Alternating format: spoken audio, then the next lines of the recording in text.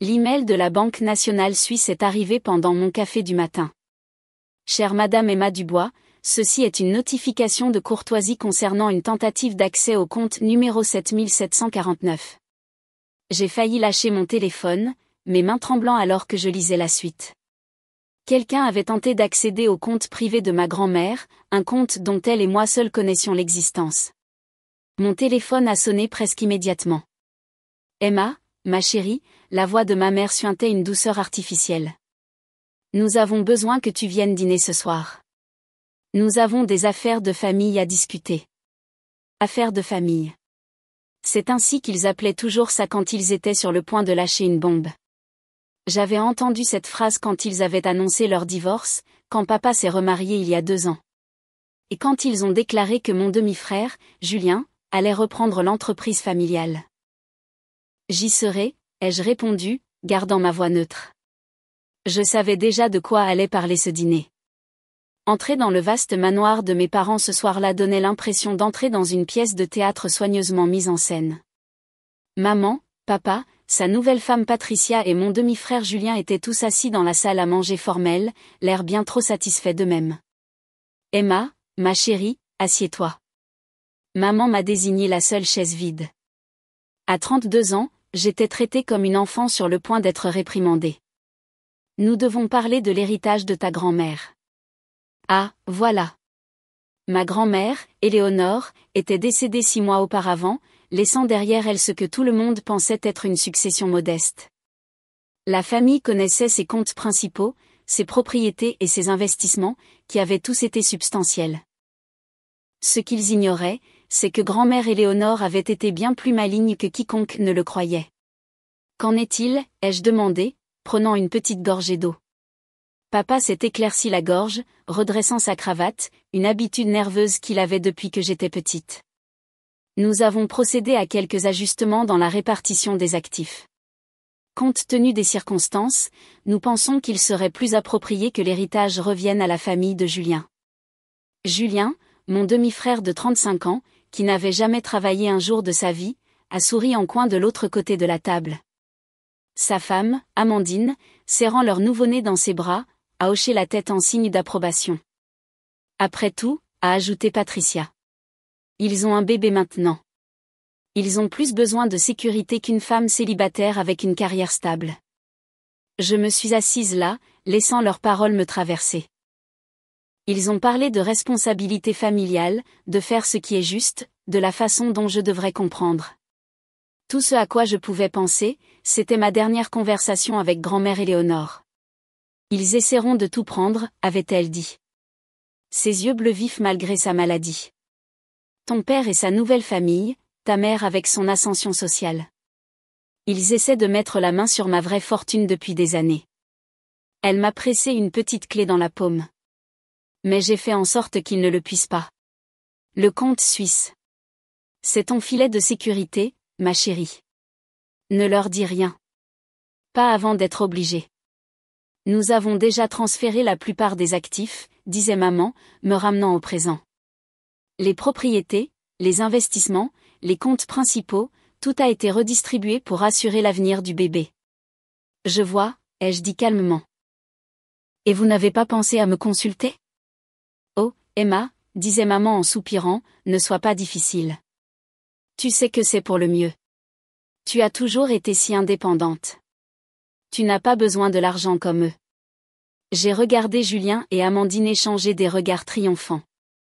Ma mère s'est essuyée des larmes imaginaires avec sa serviette monogrammée tandis que papa évitait mon regard. Il pensait avoir gagné. Il pensait être parvenu à me dépouiller de l'héritage de ma grand-mère. Eh bien, ai-je dit en me levant. Si tout est réglé, je devrais y aller. Réunion importante demain. C'est tout, a demandé Julien, visiblement déçu par mon manque de réaction. Pas de discussion. J'ai souri, pensant à l'email de la banque suisse. Qu'y a-t-il à discuter ? Vous avez clairement pris votre décision. Alors que je marchais vers ma voiture, mon téléphone a vibré à nouveau. Un autre email de la Banque nationale suisse. Tentative d'accès non autorisé bloquée. Protocole de sécurité activé. Veuillez contacter votre conseiller clientèle dès que possible. J'ai démarré ma voiture, pensant à la fortune cachée dans ce compte suisse. Celui que ma grand-mère avait passé des décennies à constituer en secret. Celui qui valait 3 fois plus que ce que ma famille pensait avoir juste volé. Parfois, la meilleure vengeance n'est pas une dispute, c'est de laisser les gens croire qu'ils ont gagné, jusqu'au moment où ils réalisent qu'ils n'ont jamais eu aucune chance. Le lendemain matin, je me suis assise dans le bureau immaculé de Monsieur Weber, le représentant local de la banque suisse. La chaise en cuir craquait doucement alors que je me déplaçais, le regardant examiner les protocoles de sécurité sur son ordinateur. « Madame Dubois », a-t-il dit, son accent léger mais précis. « Votre grand-mère a été très méticuleuse dans ses préparatifs. La tentative d'accès a déclenché plusieurs mesures de sécurité qu'elle avait mises en place. » J'ai hoché la tête, pensant à la façon dont grand-mère Éléonore avait toujours été méthodique. Qu'ont-ils exactement essayé de faire ? Il a tourné son écran, me montrant une série de documents. Ils ont présenté des papiers falsifiés revendiquant une procuration, tentant de transférer les comptes à divers noms, principalement Julien Dubois et Amandine Dubois. Bien sûr. Je pouvais imaginer l'écriture de ma mère sur les faux. La signature de papa soigneusement imitée. Ils ont probablement passé des semaines à planifier cela, pensant être si intelligents. La partie intéressante, a poursuivi Monsieur Weber, un léger sourire aux lèvres, c'est que votre grand-mère avait anticipé ce scénario exact. Elle a laissé des instructions spécifiques. Il a sorti une enveloppe scellée, le papier épais et coûteux. Ceci devait vous être remis uniquement si quelqu'un tentait un accès non autorisé. Mes mains ont tremblé légèrement alors que je l'ouvrais, reconnaissant l'écriture élégante de grand-mère Éléonore. Ma très chère Emma, si tu lis ceci, ils ont enfin montré leur vraie nature. Je les ai vus tournoyer comme des vautours pendant des années. Ton père devenant plus faible sous l'influence de Patricia. La cupidité de ta mère grandissant chaque jour. Mais toi, ma chérie, tu es restée fidèle à toi-même. Le compte auquel ils ont essayé d'accéder n'est que le début. Il y a plus, beaucoup plus. Monsieur Weber a tous les détails. Montre-leur ce qu'est le vrai pouvoir. Je t'aime. Grand-mère Éléonore. Monsieur Weber s'est éclairci la gorge. Votre grand-mère a mis en place un réseau complexe de comptes et d'investissements. La tentative d'effraction a activé son plan de secours. Voulez-vous procéder ? J'ai pensé au dîner d'hier soir, au visage suffisant de Julien, au ton condescendant de Patricia. Oui, ai-je dit fermement. Montrez-moi tout. Au cours des 2 heures suivantes, Monsieur Weber m'a révélé l'étendue de la fortune de grand-mère Éléonore. Le compte suisse n'était que la partie émergée de l'iceberg. Il y avait des portefeuilles d'investissement, des biens immobiliers et des comptes offshore, tous soigneusement cachés des regards indiscrets de la famille. Et maintenant, a-t-il dit en tapant quelque chose sur son ordinateur. Conformément aux instructions de votre grand-mère, nous pouvons commencer le processus de récupération des actifs qu'ils ont tenté de transférer. Mon téléphone a vibré. Un SMS paniqué de maman. Emma, il y a un problème avec les comptes. Appelle-moi immédiatement. Puis, de papa, nous devons parler. C'est urgent. Même Julien, qui ne m'envoyait jamais de SMS, a envoyé un message. Que as-tu fait ? J'ai mis mon téléphone en silence, me retournant vers Monsieur Weber. Que se passe-t-il exactement avec leur compte ?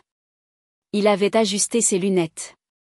Les propriétés qu'ils ont tenté de transférer sont gelées en attendant une enquête sur des documents frauduleux. Les comptes d'investissement qu'ils ont accédés sont en cours d'audit. Et il a marqué une pause, se permettant un léger sourire. Le fonds fiduciaire qu'ils ont créé pour le bébé de Julien est en cours de révision pour activité criminelle potentielle. Je me suis penchée en arrière, laissant cela s'installer. Grand-mère Éléonore n'avait pas seulement protégé mon héritage. Elle avait tendu un piège à quiconque essaierait de le voler. Mon téléphone n'arrêtait pas de vibrer. Patricia appelait maintenant, réalisant probablement que leur plan parfait s'effondrait. Amandine envoyait plusieurs SMS, chacun plus désespéré que le précédent. Il y a encore une chose, a dit Monsieur Weber en sortant une autre enveloppe. Votre grand-mère a laissé des instructions concernant l'entreprise familiale. Je l'ai ouverte, lisant rapidement, puis relue, n'en croyant presque pas ce que je voyais. Elle m'a laissé le contrôle majoritaire de l'entreprise. Il a hoché la tête, tapant sur une coquille vide. La paperasse est inattaquable. Ton père pensait seulement avoir transféré le contrôle à Julien. En réalité, il n'a jamais eu l'autorité de le faire. Je me suis tenue à la fenêtre, regardant la ville en contrebas.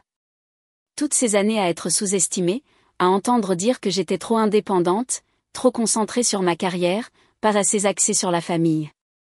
Et pendant tout ce temps, grand-mère Éléonore avait observé, planifié, préparé. Que souhaitez-vous faire ensuite, Madame Dubois, a demandé Monsieur Weber. Je me suis retournée vers lui. Ma décision est prise. Commencez le processus. Tout. Et Monsieur Weber, s'il vous plaît, assurez-vous que chaque transaction soit complètement transparente. Je veux qu'il voie exactement ce qui se passe. En sortant de son bureau, mon téléphone a vibré une dernière fois. Un SMS de ma mère. S'il te plaît, Emma, nous pouvons tout expliquer. Ne fais pas ça à ta famille. J'ai pensé à la famille, à ce que ce mot signifiait vraiment, à grand-mère Éléonore, qui avait vu clair dans leur jeu et avait planifié en conséquence, à la façon dont ils avaient essayé de tout me prendre, pensant que je ne me battrais pas, désolé, ai-je tapé en réponse. Mais vous auriez dû penser à la famille avant d'essayer de voler la mienne. 3 semaines plus tard, je me suis assise dans ce qui était autrefois le bureau de mon père chez Industrie Dubois, en examinant la documentation finale de la restructuration de l'entreprise. La vue du dernier étage n'avait pas changé, mais tout le reste avait changé. Mon téléphone s'est allumé avec un message de Monsieur Weber. Tous les transferts sont terminés. Procédures judiciaires initiées. Souhaitez-vous procéder à la réunion de famille? Oui, ai-je répondu. Faites-les monter. Je les ai entendus avant de les voir. Les talons de maman claquant frénétiquement sur le marbre. Les pas lourds de papa. La voix aiguë de Patricia résonnant dans le couloir. L'équipe de sécurité, fraîchement engagée, a ouvert la porte pour les laisser entrer. Ils avaient l'air différents maintenant. Le manque de suffisance était remplacé par une panique à peine dissimulée. Le costume de créateur de Julien était froissé. Le maquillage parfait d'Amandine ne pouvait pas cacher ses nuits blanches, et le comportement posé de Patricia s'était complètement fissuré. Emma, a commencé maman, s'avançant. Il faut arrêter cette folie. Nous sommes ta famille. J'ai fait un geste vers les chaises disposées devant le bureau. Veuillez vous asseoir. Nous avons beaucoup à discuter. Discuter, a ricané Patricia. Tu as gelé nos comptes. La maison, les voitures, tout est sous enquête. Julien ne peut même pas accéder à ses cartes de crédit. J'ai ouvert le portfolio en cuir sur mon bureau, en retirant plusieurs documents. En fait, vous voulez dire ma maison, mes voitures et les cartes de crédit de mon entreprise. Parlons de fraude, voulez-vous? Papa s'est installé inconfortablement. Maintenant, ma chérie, nous pouvons expliquer les faux documents de procuration. Je l'ai interrompu. Les papiers de transfert falsifiés, ou peut-être les documents de propriété d'entreprise antidatés que vous avez essayé de créer pour Julien. Amandine serrait son bébé plus fort. Pense à ton neveu. Tu lui enlèves son avenir. Non, ai-je corrigé. Je protège son avenir des gens qui pensent que la fraude est une valeur familiale. J'ai étalé les documents, regardant leur visage alors qu'ils reconnaissaient la signature de grand-mère Éléonore, les relevés bancaires, les actes de propriété, toutes les preuves de ce qu'ils avaient essayé de voler. Grand-mère m'a tout laissé, ai-je expliqué calmement. L'entreprise, les propriétés, les investissements, tout. Elle savait que vous tenteriez quelque chose comme ça, elle s'y est préparée. Ces comptes auxquels vous pensiez accéder étaient des leurs. La vraie fortune était cachée là où vous ne penseriez jamais à regarder. Tu ne peux pas nous faire ça, a murmuré maman, la voix tremblante. En fait, je le peux, et je le fais, mais, j'ai fait une pause, en sortant un autre jeu de documents. Je vous offre aussi un choix. Ils se sont penchés en avant, un espoir scintillant dans leurs yeux. Première option, je procède aux poursuites judiciaires. Fraude, falsification, tentative de vol. Les procureurs sont très intéressés par cette affaire. Vous perdrez tout, y compris votre liberté. Le visage de Julien est devenu livide. Patricia a saisi le bras de papa. Deuxième option, ai-je continué. Vous signez ces papiers, leurs lettres de démission, des accords légaux et des déclarations admettant ce que vous avez fait. Signez-les, et je vous accorderai à chacun une allocation mensuelle modeste. Suffisamment pour vivre confortablement, mais pas de manière extravagante.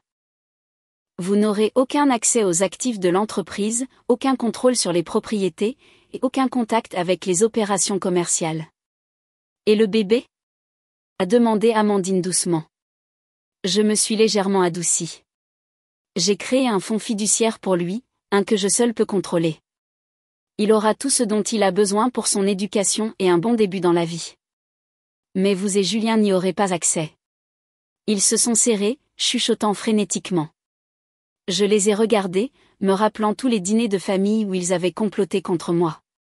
Toutes les fois où ils avaient minimisé mes réalisations, toutes les façons dont ils avaient essayé de manipuler l'héritage de grand-mère Éléonore. Finalement, papa a tendu la main vers un stylo.